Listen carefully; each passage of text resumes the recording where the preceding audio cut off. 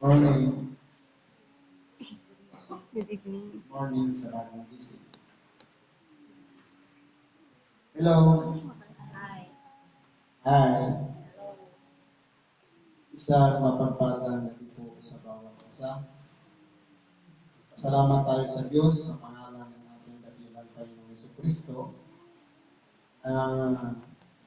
Tayo po ay niloob niya pagsamasamahin sa buhok na ito para papurihan natin siya, sambahin, kakilain, at pakinggan natin ang kanyang mga mensahe o aral na ipinagkaloob sa oras na ito.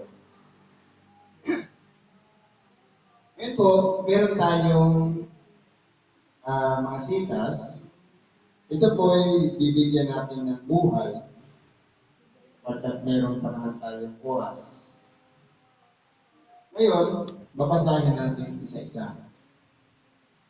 Ang una pong aralin, sabi sa pangalawang sulat ng Apostol Pablo kay Timoteo, sa Kapitulo 2, versikulo 19 hanggang 26.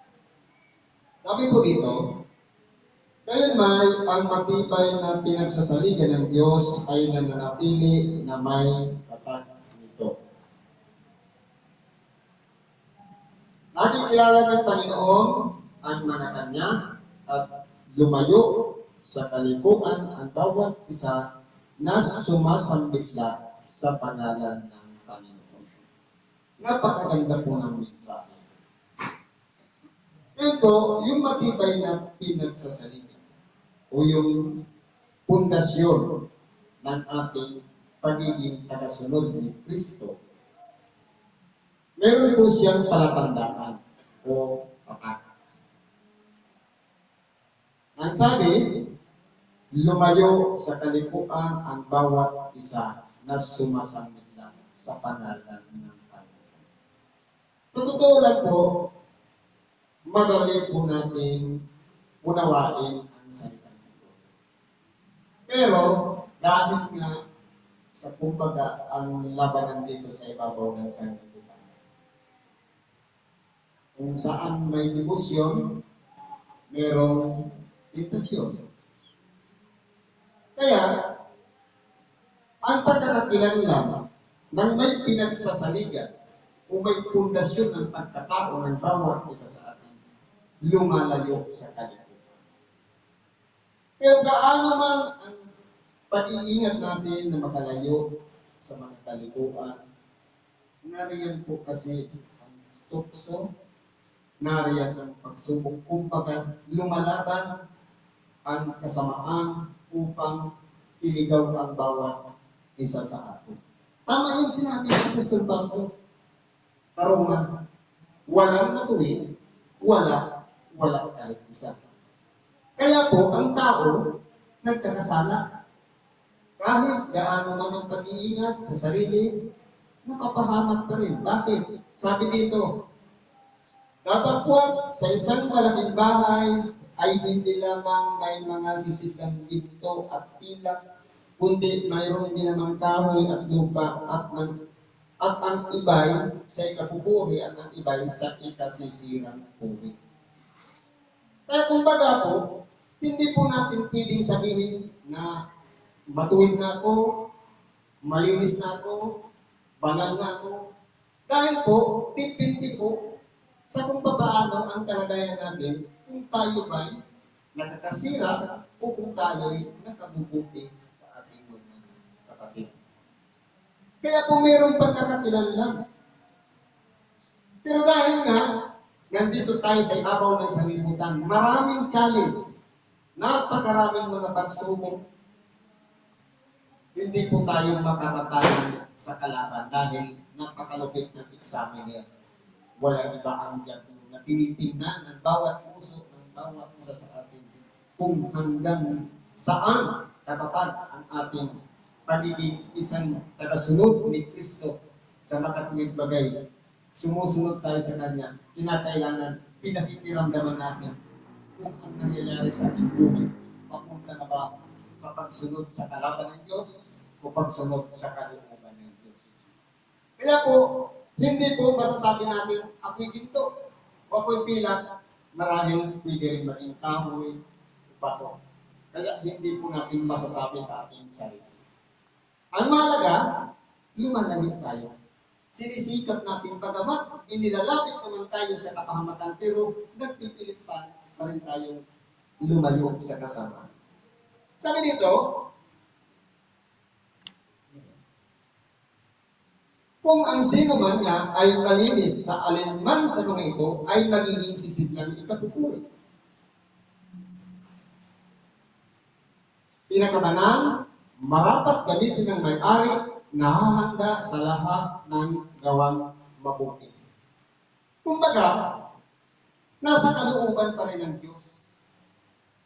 Kung tayo po ay isang kagamitan o kasangkapan sa ikapupuri, Diyos po ang magiging parang gamitin tayo kung saan ang direksyon ng ating buhay. Pero dapat, marunong din tayong kumilala kung yan bang nagmamaniobra ng ating buhay, gabay ba ng Diyos o gabay ng kalaban ng Diyos.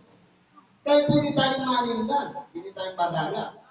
Yun po, nakikita po yun sa nagiging resulta ng ating mga ginagawa. Kaya po dito, pinag-iingat po tayo. Kung tayo karapat-dapat na gamitin ng Diyos para, halimbawa, tumulong sa may karamdaman, dapat mula sa puso ang ating pagtulong. Hindi tayo naghahanap na kilalanin tayo, nakilain tayo, o kaya papurihan tayo. Kundi lahat ng yan, ibinabalik natin lahat sa Diyos ang kapurihan at kadakilaan at karangalan sapagkat tayo ay isang kagamitan lamang na dumaloy ang kapangyarihan ng Diyos para gumalaw ang kanyang kapangyarihan makarating doon sa taong may karamdaman. Ganun po yun. Sabi po dito, dapat layuan mo ang masamang pita ng kabinataan at sundin mo ang kabanalan. Dito po, halimbawa, sa mga lalaki. Minsan po kasi sa mga lalaki, kahit na may pamilya na, nagagawa pa rin mag-diskarte. Manligaw, nakala mo parang binata pa rin.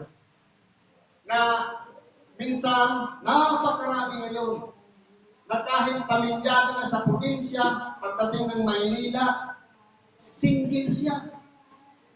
Binata pa rin. Asal binata. Kaya po, ito po ang dapat nating layuan. Ano ba sabi dito? Dapat sa ikababanan o kabanalan. Kinakailangan palagi tayong maghingi ng tawad. Yun po, matakuwag tayo nasa kabanan. Dahil po, kung tayo po ay makasalanan at hindi tayo nagsisi, hindi po tayo tatawagin banal. Kahit na nakatipid pa tayo ng mga banal na kasulatan, magaling pa tayong manalangin, magaling pa tayong mangaral, pero kung hindi humihingi ng tawad, useless po. Hindi po pwedeng sabihin na siya ay may kabanalan. Sabi po dito, ang pananampalataya, ang pag-ibig, ang kapayapaan, kasama ng mga nagsisitawag sa Panginoon mula sa pusong malinis. Dapat po, meron tayong pananampalataya. Ano ba yung pananampalataya? Sa sarili lang ba natin? O nakapatong doon sa ibabaw ng pundasyon sa makatulid bagay si Hesus Kristo? Na lahat ng ating ginagawa, nagtitiwala tayo dahil kasama natin si Kristo. Hindi tayo gumagawang mag-isa. Sabi pa, sa pag-ibig, dapat ang pagkakakilala natin na ipinapakita natin sa ating kapwa, dapat po makatotohanan. Nararamdaman ng ating kapwa yung pagkalinga natin, yung pagpapahalaga natin sa bawat isa sa atin. Yun po yung importante. Katulad din ng mag-asawa. Kahit sabihin mo sa iyong asawa na I love you, hindi mo naman pinapakain, iniipit mo naman yung sweldo, useless. Dapat may pagpapahalaga. Sabihin mo, love, kumain ka na ka. Yung oras na, lagpas ka na sa oras, hindi ka pa kumakain. Ibig sabihin, kung meron kang pagpapahalaga, yun yung tunay na love. Mas mahalaga pa yung sa kataga na pinitawan sa bibig.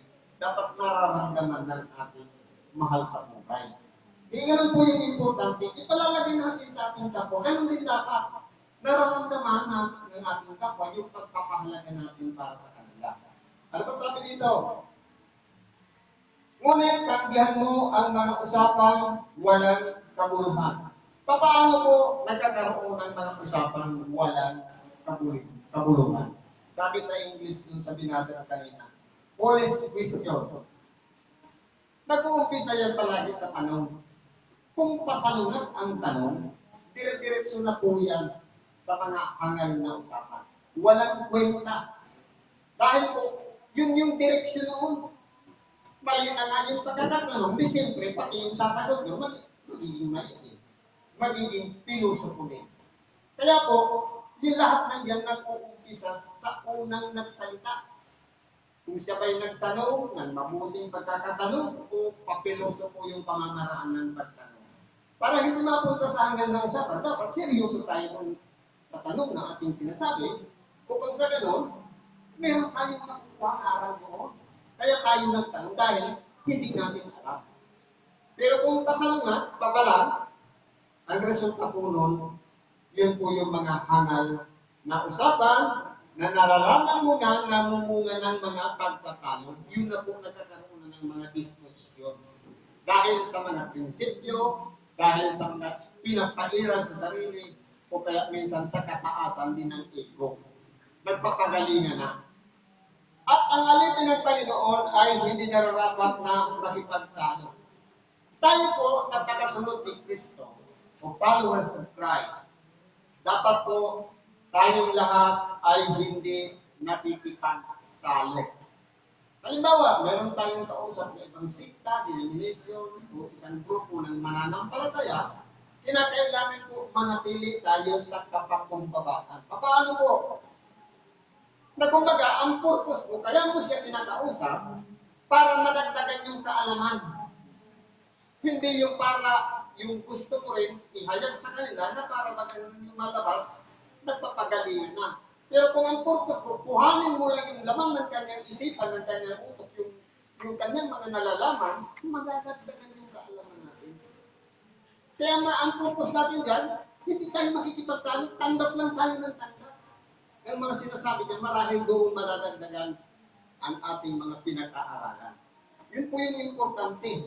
Kung nire-respeto natin na tayo ay alipin ng Panginoon. Dahil po ang alipin ng Panginoon, hindi po siya paaway, kundi palagi po siyang nakikipagbati, kumbaga, mabuti po siyang kausap. Ganun po yun. Sabi pa dito, kundi maamo sa lahat, sapat na makapagturo at matiisin. Pag sinabing maamo sa lahat, very humble, na kahit na piko na, nandun pa rin ang pagpipigil. Kahit na miniminos na, hindi pa rin sumasagot. Yun yung maamo. Bakit? Dahil po inihalimbawa ng ating nagilang Panginoon pagiging maamo katulad ng tupa. Dahil ang tupa, kahit bitayin mo yan, kahit laslasin mo yung lalamunan niya, ahitan mo yan, kahit ibalibag mo pa yan, hindi po yan umiibig. Yan po yung isang katayuan ng tao na dapat gawin o ipamuhay natin ang pagiging isang maamo. Hindi reklamador, katulad ng kambing. Ang kambing, maingay, mapagsalitaan mo lang ng kunti, nagre-reklamo agad. Pero sa maamo, dapat hindi po siya nagre-reklamo, kundi nilalawakan ang pag-iisip, inuunawa ang lahat ng mga bagay na nasa kanyang paligid. Doon po tayo matututo. Yun po yung importante. Siyempre, dapat matiisin. Mahaba yung pisi. Na, kumbaga, kapag may nangyayaring sitwasyon na alam natin na, kumbaga, papunta na sa mali, ang nangyayari yan, hindi natin napagtitisan. Ipanalangin na lang natin siya pagkasakaling nagising siya. Mabuksan ang kanyang kaisipan. At tumino at maging mabuti na ulit. Na sa waling may kaamuan ang mga nagsisinsalansang. Paano natin sa wali ng may kaamuan? Siyempre, yung mahinahon na pakikipag-usap. Ito katulad ng pagsaway ng bata na parang galit, may pamalok pa. Yung katulad ng kinakausap ng anak ang kanyang tatay, o nanay, na merong respeto. na hindi porke dahil marami ka ng alam, para mo nang nasa ilalim siya na parang pinapangaralan katulad sa anak na maliit na may bit-bit pang palo. Kundi may kaamuan. Kukunin mo yung sabi nga, kung paano ka papasok sa sitwasyon na doon siya makakasakay. Yun po yung kaamuan. Na hindi yung galit na nga, magagalit ka rin, maglalaban kayo. Kaya ang importante po yan, yung kaamuan, hahanapin mo yung sabi sa Bible, hihiluton mong maray, hanapin mo sa pinagkakaliyahan niya. Doon tayo umpisa. Yun po kahit mahaba tayong pamamaraan natin, ang mahalaga, nakapaggawa natin ang kabutihan sa ating kapwa. Sabi pa dito, baka sakaling sila'y pagkalooban ng Diyos ng pagsisisi, sa kaya alam ng katotohanan. Kumbaga, palagi tayong open. Na kahit gaano man kasama ang tao, palagi tayong nasa isip natin, baka sakaling paguhin ng Diyos, baka sakaling masumpungan niya ang pagsisisi, baka sakaling pagkalooban siya ng Diyos ng pagsisisi. Dahil po, lahat po tayo may tinatawag na budhi. Kahit gaano man kasama ng tao, kapag yan ay ginalaw ng Diyos, ano yung pamamaraan ng Diyos para panghinain ng tao? Karamdaman. Kahit masil-masil pa yung katawan mo, kapag iyan ay nagkaroon ng karamdaman, kahit mamamatay tao kaya palamura, o kung ano ba ang masasamang gawa na, kapag ginalaw yan ng Diyos, kapag sisigaw yan ng Diyos ko, meron pa rin siyang tinatawag na budhi, doon po nagbabago ng tao. Kaya nalalaman ang katotohanan. At sila makawala sa silong ng Diablo na bumihag sa kanila ayon sa kanyang kalooban. Kaya po, pagka minsan ang tao, nasisilo po talaga ng Diablo. Pero po, hindi ibig sabihin na nasilo tayo ng Diablo, gawa-gawa lang yun ng Diablo. May pahintulot ang Diyos.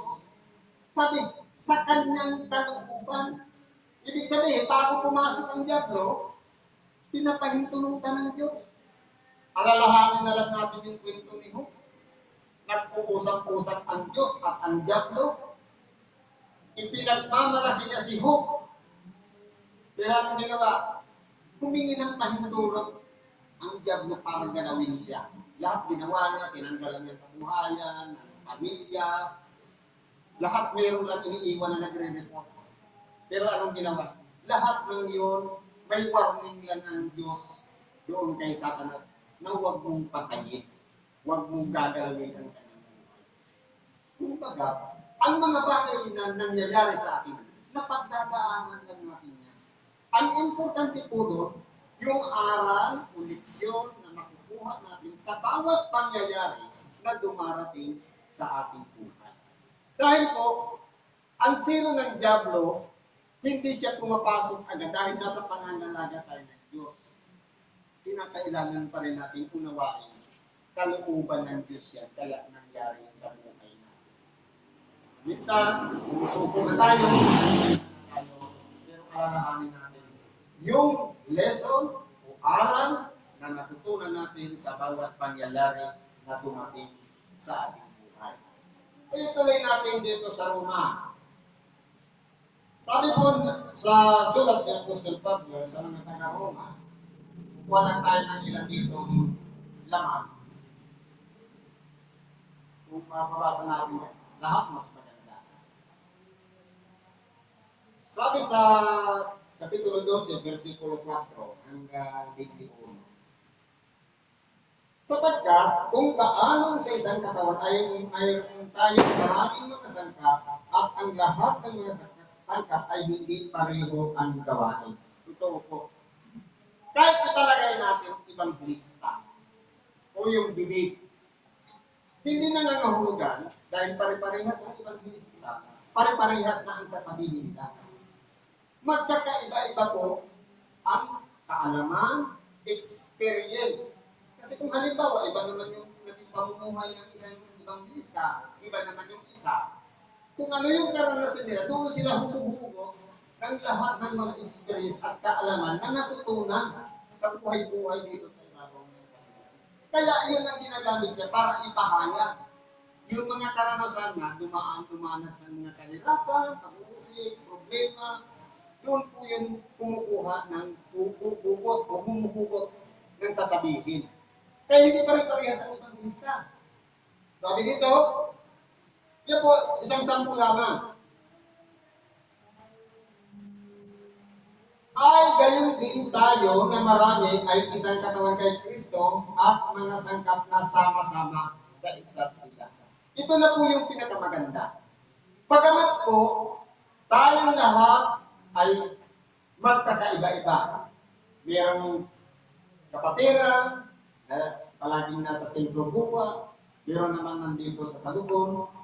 Pero daalang-alang sa pagsunod, kung nire-respeto natin ang tinatawag na isang katawan, ibig sabihin, kinakailangan ang treatment natin sa isa't isa. Sabi nga, sakit ng kalindinan, sakit ng buong katawan.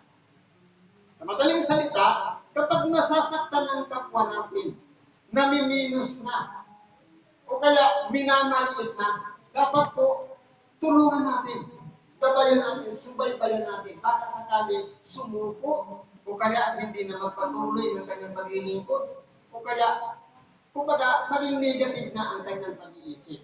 Ang mahalaga po doon, mayroon tayong nagawa para sa ating kapwa. Yun po yung pinaka-importante. Na sama-sama tayo sa isa't isa. Meron tayong pagpapahalagahan. Sa makatuwid, wala tayong ilalaglag, wala tayong iangat, kundi ang pagtuturingan natin sa ating kapwa, tunay na magkakapatid, nagpapahalagahan sa isa't isa. At lamang may mga kaloob na nagkakaiba-iba ayon sa biyaya na ibinigay sa atin, kung hula ay mga hula tayo ayon sa kasukatan ng ating pananampalataya. Kaya po kung halimbawa, kung ano lang po yung level ng pananampalataya na doon tayo nag-umpisa, kumbaga, kung sa paghuhula o pangangaral ng salita ng Diyos, kung hanggang doon lang ang nalalaman natin at natutunan, hanggang doon lang ang pagpapaliwanag ng Ebanghelyo. Ganun lang po yun. Kasi iba-iba nga po, hindi siya pantay-pantay, hindi pare-parehas. Depende nga po talaga sa experience o karanasan ng bawat isa sa atin. Doon siya humuhugot ng ipapahayag niya. Sabi po dito, o kung ministeryo ay gamitin natin ang ating sarili sa ating ministeryo. Ano yung ministeryo? Yung sinumpaan natin. Kahit na nagsasawa na tayo, pabalik-balik sa pinto, ano bang nakukuha natin? Minsan, umaayaw na tayo. Minsan, duda pa tayo sa ginagawa natin. Pero ang tanong, bakit mas marami pa ang lumuluwalhati sa Diyos dahil sa mga ginagawa natin? Dahil po, Diyos mismo ang nagdala sa atin ng mga taong naghahanap ng tulong na lumalapit sa atin para tulungan natin. Lalo-lalo na yung may mga karamdaman. Yung pagtupad po ng ministry, dapat maging seryoso po tayo. Sabi dito, o ang nagtuturo ay sa kanyang pagtuturo. Kung halimbawa, kabisado mo yung banal na kasulatan at gusto mong i-share o ipaliwanag o palawakin yun, yun din ang biyaya na nasa kanya, dapat gamitin natin para pagkarating doon sa mga tao na humihingi ng pagpapaliwanag doon sa mga sitas na malabo para sa kanila. Matuturuan natin sila. Kung ang umaaral ay sa kanyang pag-aaral. Lahat naman tayo ay nag-aaral. Pero po, sa pinag-aaralan natin, papunta tayo doon sa kaganapan. Kumbaga, dati, kung titingnan natin sa mga estudyante, kapag nag-aaral, meron silang graduation. May katapusan, may hangganan. Pero sa pag-aaral natin sa banal na kasulatan, papunta kasi tayo sa everlasting, o walang hanggan. Ngayon, kung halimbawa, sa oras lang ng pakikinig ng Ebanghelyo, sa isang oras, o kalahating oras, minsan nagsasawa na tayo, practice pa nga namin para sa everlasting life, isang oras lang nagsasawa na tayo. Ibig sabihin, hindi tayo seryoso sa pakikinig natin ng Ebanghelyo. Kaya, kung tayo po, ang hinahangad natin, papunta doon sa buhay na walang hanggan, dapat ang pinag-aaralan natin, yung mga walang hanggan, yung pag-aaral na nagpapatuloy. Na hindi tayo nagsasawa sa pakikinig, sa pag-aaral, kahit gabi-gabi, iisa lang ang sitas na binabasa natin, kasi iba-iba po ang paliwanag yan, dipindi po sa ating paghahanda, hindi ng paliwanag ng ating sitas. Ang namimigay ay magbigay na may kagandahan loob sa mga nagdodonate o mga naglilimos. Kinakailangan, kung tayo po'y gagawa ng isang bagay, hindi mabigat sa puso. Dapat maluwag. At kumbaga, sa oras na iyan ay hawak natin, nasa pangangalaga pa natin, pwede natin pakialaman. Pero kapag yan ay binigay na natin, labas na tayo ng dahil nasa pangangalaga na rin ang binigyan. Ganun po yun. Halimbawa, limos. Limos ka doon sa pulubi. Pagkatapos nakita mo, bumili ng sigarilyo, labas ka na doon. Dahil, ibinigay mo na nga eh. Kasi kapag pinakialaman mo pa kung paano niya ginamit, pinatulan mo na siya. Kaya hayaan natin siya. Malay mo, hindi na meron pala siya nakapupungan pera para magbili ng sarili ng panggasto. Hindi naman niya pala ginalaw yung binigay mo. Nakakapaghatong tayo. Kaya yun po yung pag-ingatan natin. Sabi dito, ang nagpupuno ay magsikap, ang nahabag ay magsaya. Yung mga leader, kung nagpupuno, kinakailangan po may pagsisikap. Mayroong mga ideya o pamamaraan kung paano i-manage ang kanyang pinanghahawatan pamumuno. Yan po yung importante. Kung tayo ay nahahabag, dapat nagagalak tayo na nakakatulog tayo ng kabutihan sa ating kapwa. Sabi dito, ang pag-ibig ay maging walang pagpapaimbabaw. Dapat po maging makatotohanan tayo sa ipinapakita nating pag-ibig sa ating kapwa. Kaputan ninyo ang masama, mag-isanib kayo sa mabuti.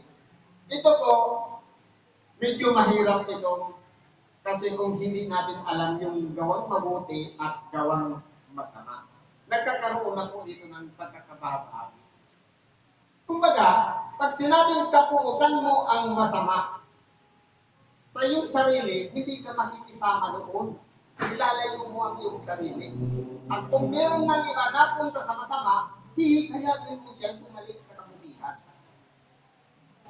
Kaya ka napupuntahin yung reaksyon ng iyong sarili na masama yun.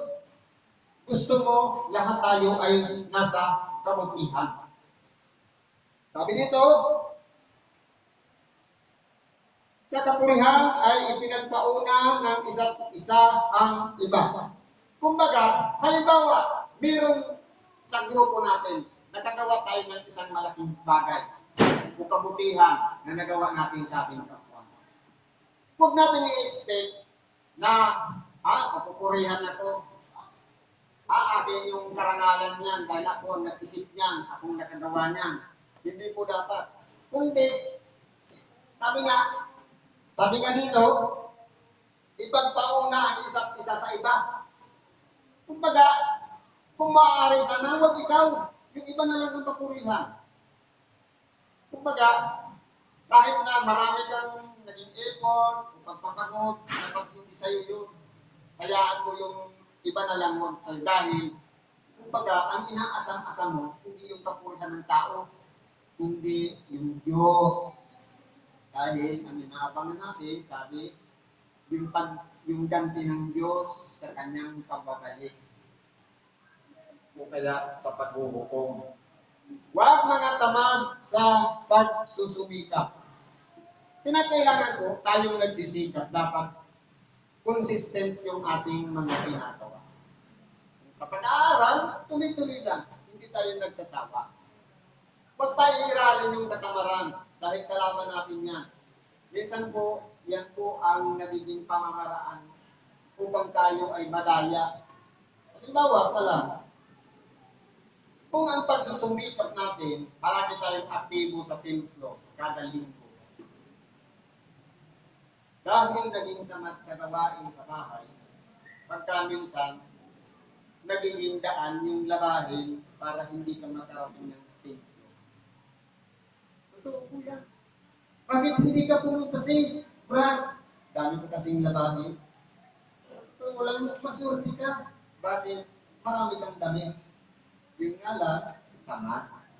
Dahil iniipon, kung nilabahan mo na yung Lunes o Martes, di ba lang kasama ng lalabahan ng Sabado? Linggo, di ba?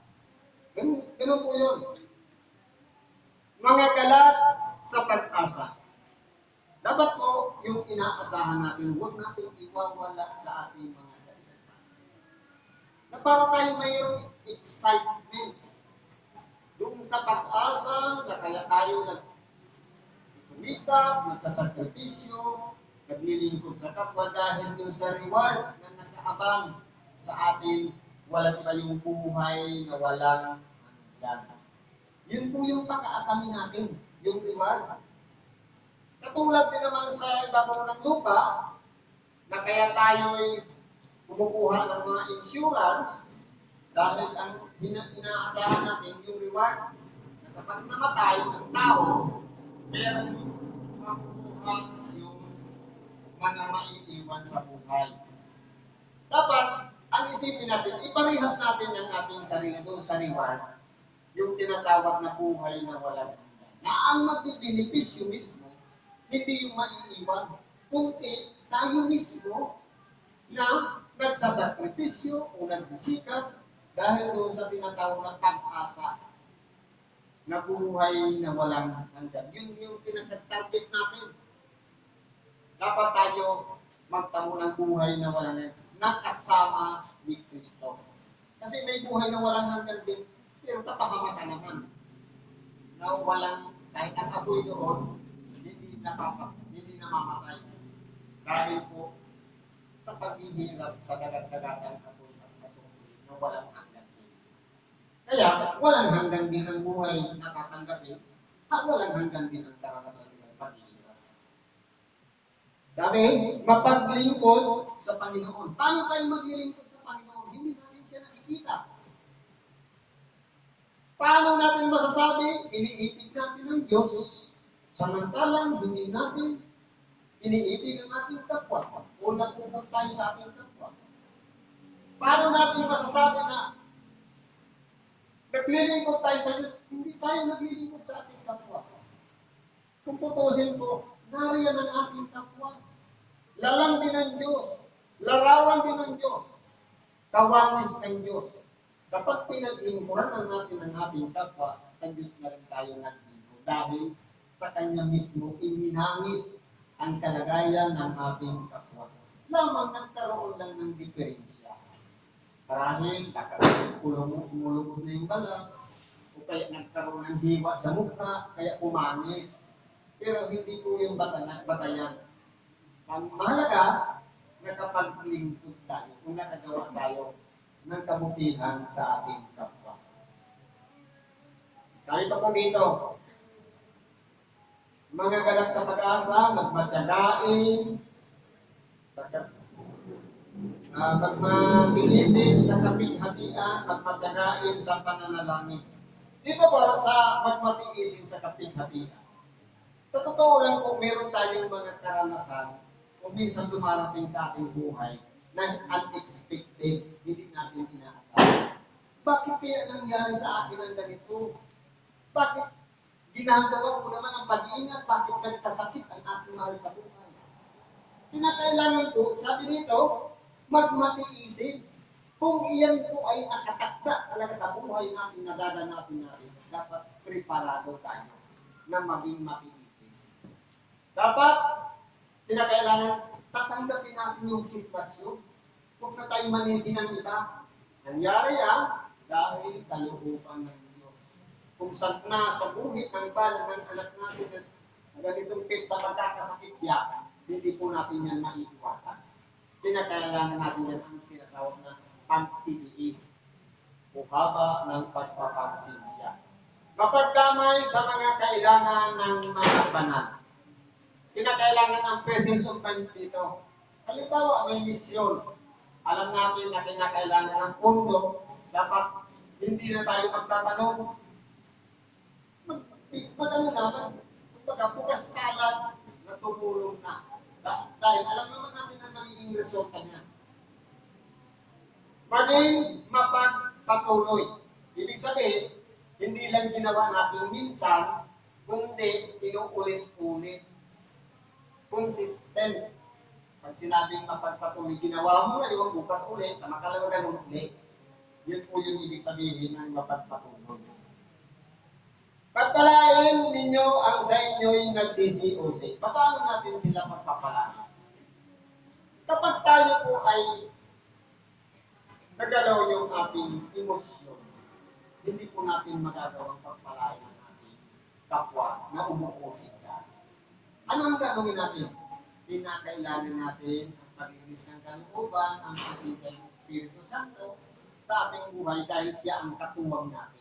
Paano magawa natin yung pagpapala para sa mga taong umuusig sa atin? Kasi po, kung natural lang natin na pamumuhay, inusig ko na gagawa mo pa ng kabutihan. Yun po yung dati nating pagkatao. Pero nung binago na, naging, sabi nga, maliban na kayo'y ipanganak na muli. Ibig sabihin, nagsisi na, nagbalik loob na sa Diyos, binago na yung buhay. Ibig sabihin, hindi na siya madamdamin, hindi na siya nasasaktan. Mahaba na ang pasensya. Kapag inusig tayo, ang gagawin natin sa kanya, pagpapala. Na para, maramdaman man lang niya na bagamat mali ang kanyang ginagawa, pinapahalaga natin siya dahil sa tinatawag na pagpapala. Sabi po dito, palain ninyo at huwag ninyong sumpain. Kapag tayo po ay pinangunahan ng galit, papunta po talaga yun sa sumpa. Kasi po halimbawa, nagingit-ngit ka sa ginawa ng iyong kapwa, tapos nakapagsalita ka ng masama. Ano yung sumpa? Mamatay ka na sana. Sumpa po yun. Kung yun po ang naguna sa ating isipan, dahil sa galit at puot na nagingit-ngit tayo sa ating kapwa, hindi po natin magagawa yung pagpapala, kundi sumpa yung magagawa natin sa ating kapwa. Kaya po nasa atin pa rin ang pagpipigil. Tayo po ang gagawa noon. Yun yung resulta ng ating ginagawa sa bibig at sa mga ginagawa. Sabi na po dito, makigalak kayo sa nangangagalak, makiiyak kayo sa nagsisiiyak. Hindi ibig sabihin na umiiyak na nga, tatawanan mo pa. Kundi itama natin. Kung nakikigalak, sabihin natin ang pakikigalak. Kung nagsisiiyak, damayan natin. Yun po yung ibig sabihin niya, hindi yung nangyari na nga sa kanya, sabihin pa natin, buti nga sa'yo, tatawanan pa natin. Parang mali. Kaya, itama natin, kung umiiyak siya, mag-iyak ka rin. Kung galak siya, mag-galak ka rin. Ipaparehas lang natin yung ating pakikitungo sa ating kapwa. Magkaisa kayo ng pag-iisip. Huwag ninyong ilagak ang inyong pag-iisip sa mga bagay na kapalaluan. Kinakailangan po maging humble lang tayo. Yung pagpapakumbaba, ito po yung sabi nga sa Bicol, tigkatan ang pride. Na kahit na miniminus ka na, yung pagkatao mo, yung tinatawag na kanal. Kapag tayo'y mapagpakumbaba, okay lang. Ulit-ulit yung kang libakin, siraan ng puri, okay ka lang. Handa ka doon. Dahil, isa po yan sa pinagpapraktisan natin. Na, kinokontrol natin yung ego, yung kapalaluan. Kasi po, nandito yan yung ego. Na pagkaminsan, lalong-lalo na sa mga minsan pamantayan ng tao, meron akong prinsipyo. Sa totoo lang po, ang prinsipyo, hindi po yan mabuti. Kapalaluan po yan. Kumbaga, dapat sa ating pag-iisip, wala yung kapalaluan. Dapat manatili tayong mapagpakumbaba. pakumbaba. Ano sinabi? Dapat tularan natin yung ginawa ng ating dakilan. Na pagamat sa Diyos, ay hindi niya inaring bagay ang pananganan ng pagkabantay niya sa Diyos. Pagkamat alam niya lahat, maghihirap na nga siya, pero hindi niya inisip ang pagkabantay niya sa Diyos dahil meron silang pinag-usapan ng kanyang ama. Sundin ang kalooban ng kanyang ama na kinakailangan ialay ng kanyang buhay para sa lahat ng mga tao o kinapal na iniibig ng Diyos para pangtubos sa kasalanan. Kaya po, sa atin, kung nagawa man ng ating dakilang Panginoon ang kapakumbabaan, magagawa rin natin. Kung follower tayo ni Christ, kaya din natin gawin yan. Pero, kailangan natin ang patnubay ng Espiritu Santo. Dahil kung tayo-tayo lang, hindi natin yan magagawa. Magagawa natin yan kapag nananahan sa buhay natin ang Espiritu Santo.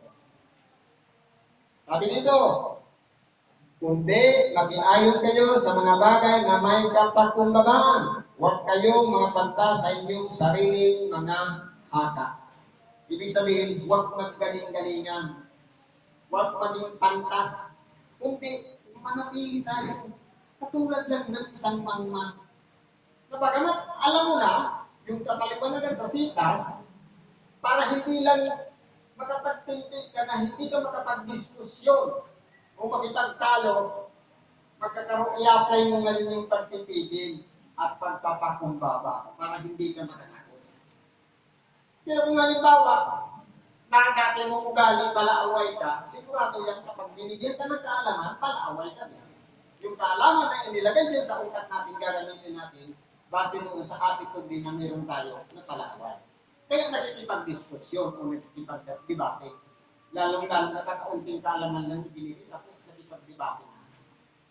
Kasi nga naman yung kalimitan yan, lalong-lalo na sa mga tagayan, sa inuman, yung Biblia, yung pinagtatalo-talo na. Wala naman sa matinong pag-iisip dahil lahat naman lasing. Kaya pagka minsan hindi dapat yan. Isipin mo ang lahat o ang mga bagay na kapuri-puri sa harapan ng lahat ng mga tao. Ano po yung ibig sabihin nito? Isipin natin yung mga bagay na kumbaga yung nagagawa natin sa ating kapwang kabutihan. Hindi yung papurihan tayo. Kundi dapat may matuto ang ating kapwa sa mga ginagawa natin. Dapat makashare tayo ng ating mga ginagawa na kabutihan sa ating kapwa. Kung maaari, ayon sa makakaya, ay magkaroon kayo ng kapayapaan sa lahat ng mga tao. Dapat po maging peaceful ang pakikitungo natin sa ating kapwa. Yun po yung mga mahalagang bagay. Huwag kayong mga hinigantihan, mga iniibig. Kapag sinabing mga hinigantihan, kapag kinalaw ka ng kapwa mo, di ba, kililitiin mo rin. Pag higantihan yun. Pag niliba ka, libakan mo rin. Pag siniraan ka, siraan mo rin. Ibig sabihin, yun yung paghigantihan. Kinukopya natin yung ginawa. Kung ano yung ginawa sa atin, gagayahin din natin. Xerox copy. Base doon sa ginawa sa atin. Yun yung tinatawag natin, maghigantihan. Kundi, sabi ito, bigyan ninyong daan ang galit ng Diyos. Sa pagkatuwid, kung halimbawa, mayroong nagawa ang ating kapwa. Kabutihan man yan, kasamaan. Sabi nga, tayo yung mga kapatid, bigyan daan natin ang Diyos. Bakit? Anong sabi? Kapagkat nasusulat, akin ang paghihiganti, ako ang gaganti. Wala po tayong karapatan bumanti ng masama sa ating kapwa. Hayaan natin, Diyos mismo ang gaganti sa gumawa sa atin ng kasama. Kung nagagawa man siya ng kabutihan, sabi niya, akin ang paghihiganti, kapag masama ang ginawa, akin ang ganti. Ibig sabihin, regalo. Piling may pagpapala yun. Gantimpala. Sabi ng Panginoon. Kaya, kumbaga, wala tayong karapatan na humusga sa ating kapwa. Kundi, bigyan ka natin ang galit ng Diyos. Lahat tayo'y haharap sa Kanya. Lahat tayo'y magsusulit sa Kanya. Kaya kung ngayong kawal ay magutong, pakanin mo. Kung siya'y mauhaw, kainumin mo sapagkat sa paggawa mo ng gayon ay mga baga ng apoy at ibubulbul mo sa Kanyang puso. Ibig sabihin, kapag nangangailangan ng ating kapwa, pagkain man niya nung inumin, ibigay natin, i-provide natin yung hinihingi. Kapag sinabing, mga baga ng apoy ang ibubugan mo sa kanyang ulo para mapahiyak siya. Bakit? Masama na yung ginawa niya. Mabuti yung ginanti mo. Ibig sabihin, baka mahawa siya na maging mabuti na rin siya. Yun yung influensya ng kabutihan. Kahit hindi man natin siya na pinagsasabihan, ang mahalaga na kagawa tayo ng kabutihan sa kanya, baka magising siya sa pamamagitan ng kahiya-hiya na kanyang ginawa. Nanilipat ka na nga, pinakain mo pa. Kapag pinangahanan tayo ng Espiritu Santo, kaya natin gawin yan. Pero kung wala yung Espiritu Santo, malabo po yan mangyari.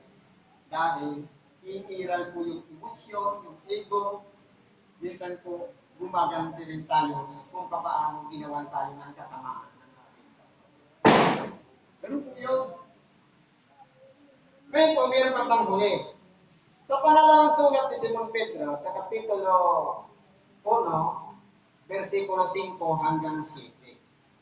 Tatlong verse lang siya, pero malawak po ito. Himayin natin. Sabi nito, oo, dahil dito, sa pagkaragdag ng ganang iyon ng buong sikap, ay ipamahagi inyo sa inyong pananampalataya ang kagalingan. Lahat po tayo nag-uumpisa sa pananampalataya. Ano po ba yung pananampalataya? Ang pananampalataya ay pagtitiwala at paniniwala sa mga bagay na hindi nakikita. Halimbawa, sa isang may karamdaman, na pagsabihan ka, saan ka ba gumaling? Doon, sa lunduyan, sa salubod. Kapag umusbong yung pananampalataya, ito yung pwersa na nagtutulak, na gusto mo rin pumunta roon, wala kang prueba. Kung baga, suntok sa kwan, kung gagaling ka ba o hindi, ang tawag doon, pananampalataya. Yung pwersa na nagtutulak. Sabi dito, meron na tayong pananampalataya. Ipamahagi ninyo sa inyong pananampalataya ang kagalingan. Ano po ba ang ibig sabihin ng kagalingan? Ngayon, magbasa tayo dito sa isang Bible.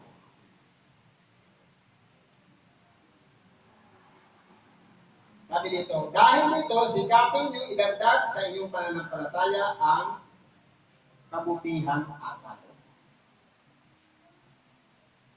Kapag mayroon tayong pananampalataya, dapat ang kantong noon, attitude, ugali. Kasi kahit mayroon tayong pananampalataya, kung masama pa rin ang ugali, useless. Kaya dapat, pagkatapos na mayroon ka ng pananampalataya, dapat sa pamamagitan ng pananampalataya yan, babaguhin yung ating ugali. Ang magiging resulta niyan, kabutihang asal. Sabi dito, kagalingan. Dahil, kumbaga, hindi ka na makikitaan ng anumang diferensya sa ugali. Dahil sa pananampalataya yung pinangahawakan natin. Sabi ba po dito? Halimbawa, inayos natin yung ugali natin at sa kagalingan ay ang kaalaman. Ang tumuklas ng mga bagay para umusbong ang pananampalataya.